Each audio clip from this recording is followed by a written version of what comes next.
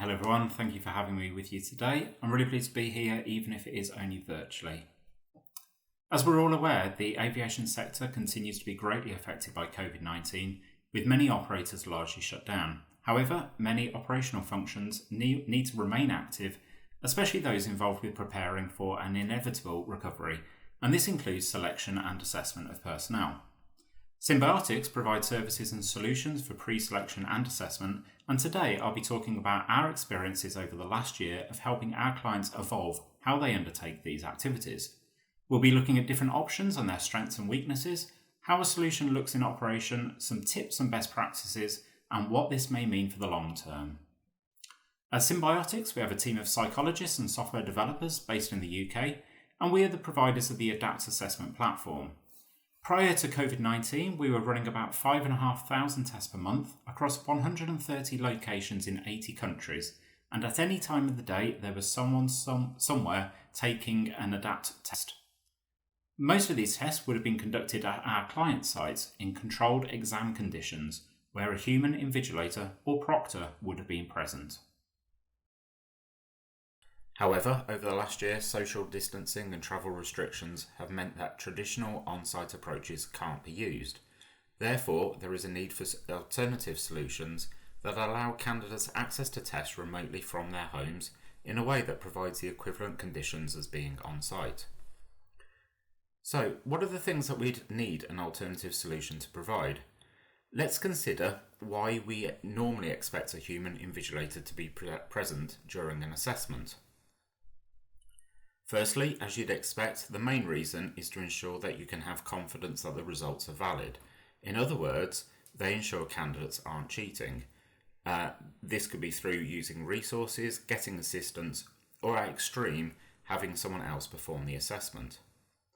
The invigilator also ensures that the assessment allows candidates to perform at their best by removing distractions and interruptions. And of course, they're there to offer support to candidates if there are questions or issues. In an assessment centre with human oversight, it's quite straightforward to achieve this, but alternative solutions may need to involve a combination of changes in process and new technology to achieve equivalent conditions. So let's have a look at some different approaches that can be taken. I'll split these into three groups with increasing levels of changed process and technology to achieve solutions with lower levels of compromise and better results. I'll make the assumption that the assessments are already electronic and therefore can be adapted for remote deployment. If you are using non-electronic assessments, then if possible, that would be a good first change. Also, when we talk about an invigilator, this could be someone in your organisation or a third party. The first type of approaches we'll consider are those with little or no change to existing processes and technology. These are the approaches that make do, but come with significant compromises. If assessment centres are open but capacities are limited due to social distancing, of course traditional approaches can continue, albeit with greatly reduced throughput and resource efficiency. There is also the option for conducting some tests remotely without an invigilator overseeing them, but for knowledge or competency-based tests this may lead to additional checks later in the process, again reducing efficiency. This latter option is certainly something we've supported our clients with, as several tests in our ADAPT platform don't require exam conditions, and therefore the assessment can be split between some testing at home and some deferred for on-site. However, these aren't particularly good long-term solutions. The second type of approaches are those using general-purpose video calling technology, such as Zoom or Teams. These approaches have the benefit that, in a lot of cases, they'll already be familiar to a candidate, as these technologies have become widely used in industry and personal lives. In these cases, a human invigilator will set up a video call to allow monitoring of the candidates whilst they undertake the assessment in a separate platform. This should be quick and easy to set up and provides the benefit of human contact. There are two ways to use the technology in this manner, either with one-on-one calls between the invigilator and candidate, or as a group call with one invigilator overseeing several candidates. This is where the compromise really kicks in. One-on-one calls allow the candidate's screen to be shared so that they can see what they are doing on their computer, as well as the webcam image, and help can be provided. However, this is very resource intensive. Alternatively, group sessions allow resource savings, but individual candidate privacy will prevent computers from being monitored and the approach is prone to disruption. Therefore, whilst these approaches may offer quick, workable solutions, you will need to prepare for some compromise. The third type of approach is to use technologies specifically designed for this purpose, which will provide features that avoid the previous compromises and provide a smooth experience. Most importantly, these solutions ensure individual candidate privacy regardless of the number of candidates. They are available as standalone software solutions and as integrated features of an assessment platform, which is the approach we have taken with ADAPT. Standalone solutions, of course, give flexibility in their use, whereas integrated solutions avoid the need for additional installations, user accounts, and familiarization or training. The other way in which these types of solution varies is whether the invigilation is fully automated or if it involves a human. Fully automated solutions are an attractive proposition as they won't involve any human time during the assessment. However, they may require candidates to specially set up their computer, and you may still need to provide assistance to candidates. Candidates may also be more suspicious of this approach, and you'll also need to consider how defensible the decisions made by the software are, especially in light of data privacy laws such as GDPR. Solutions involving a human invigilator allow for an efficient and effective approach whilst retaining the support and judgment of a trained professional. This is the approach we've taken with our ADAPT platform, as we feel a human invigilator supported by technology is the most effective approach at dealing with the real-time nature of an assessment. So what does using this technology built for this purpose actually look like? On screen you'll see a demonstration of our ADAPT solution from the invigilator's perspective. When selecting a solution, consider how it will work for both the candidates and invigilators from the preparation stage through the actual assessment to the wrap-up and results. Does the solution deliver everything you need? Is it easy for candidates and invigilators to use? And is it effective? In the demonstration on screen, you'll see how an invigilator can oversee the candidate or focus on an individual to confirm their identity, inspect their computer screen, and review their progress through the assessment. If they need to, invigilators can talk to the group of candidates or privately to an individual to give directions or provide assistance. And as you'd expect, if there is something of concern, they can quickly capture images for evidence of this to review later on, or take immediate action to stop a candidate's assessment, all through the same integrated screen. Okay, if you've selected a new approach, how do you actually go about putting it into practice?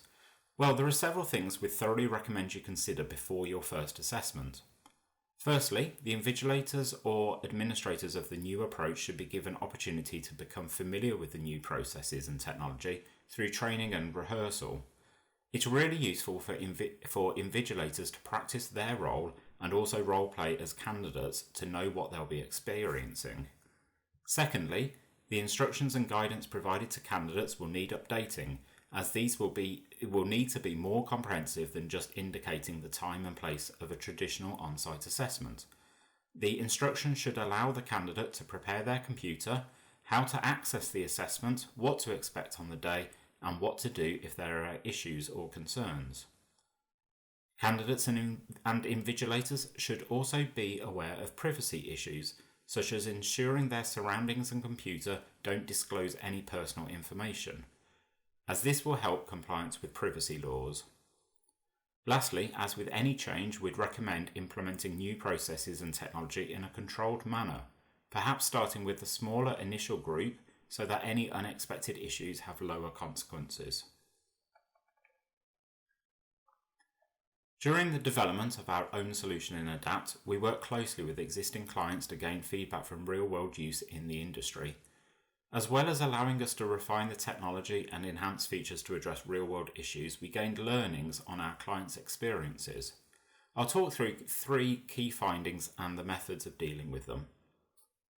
The first is that because candidates are using their own computers instead of those provided by a controlled facility, many of the issues presented to administrators and invigilators are of an IT nature, related to computer hardware, internet connection, or system settings, which the invigilator may not have experience in supporting. It's therefore important to ensure the instructions provided to candidates are clear, that an opportunity for them to test their computer is available, and that the appropriate support is available if required from either internal IT support or the solution provider. The second is that if something does go wrong, multiple layers of contingency ensures that the candidate's time is not wasted. For example, if the candidate's internet connection is weak, can the solution provide alternative ways for them to proceed with the assessment? Or if the candidate experiences issues, how can they communicate with the invigilator or support team? The third is that of group size. This may not be an issue if you're using fully automated solutions, although you will still need to provide support. But in the case of human invigilated solutions, our clients have found that a single invigilator can effectively oversee around 8 to 10 candidates simultaneously. Should larger assessment groups be needed, platforms including Adapt offer multiple invigilator options so that the group can be split.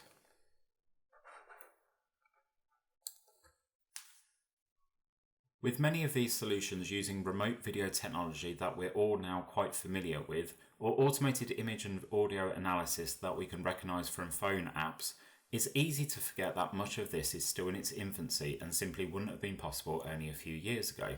So what can we expect from ongoing development? Well, certainly artificial intelligence is advancing rapidly, and improvements to image processing for expression recognition and eye tracking, for example, will further enhance platforms focused on automated invigilation. Of course, these solutions will still need to deliver defensible decisions, and the process will need to provide support and assistance to candidates, so this path presents risks that will need managing. It's also worth noting how humans who are intent on cheating the system will respond to increasingly automated approaches, perhaps with more devious workarounds that they're more willing to use when the perception is that it's a machine they're trying to overcome, not a human. Perhaps keeping a human in the loop has benefits of challenging face-to-face honesty. At Symbiotics, we're focusing on progressing our solution with a human still involved, but making their experience as effective as possible and presenting objective data for consideration. We believe that clear-cut invigilation decisions can be easily made by human or system, but the complexities of human behaviour require information to build a full picture. For instance, because our solution is integrated with testing deployment, we're working on ways to cross-check the candidate responses and identify patterns in responses that are unusual. In essence, combined observed behaviours with the actual results instead of relying on interpretations of observations alone. Clearly, people across all nations are hoping for a recovery from COVID in the near future and the ability to revert to our normal lives. But in the same way that video calls may remain a part of our normal interactions and working from home is more accepted, perhaps conducting assessments remotely will provide an alternative to traditional on-site assessments, even when both options are possible. We've been in discussions with some of our clients about permanent changes to the way assessments are conducted and how this could optimise activities. We've already been asked to configure our assessment programs with multiple stages, where some questionnaires for which cheating isn't an issue can be performed without invigilation, some test via remote invigilation, and some can remain on-site as a final stage. We're also being asked to apply the same platform for face-to-face activities such as interviews and group exercises, with the benefit of combined records and the ease of using one system. So perhaps cost and resource efficiencies can be realised in a blended solution into the future. Thank you for watching. Today we discussed the challenges of undertaking selection and assessment activities during current restrictions. We looked at alternative approaches available to you, and we talked through some best practices and learnings from our clients. And then we finished by talking through some benefits these solutions may continue to provide into the future. I hope you found the presentation useful, and I look forward to answering your questions in the Q&A session. Thanks.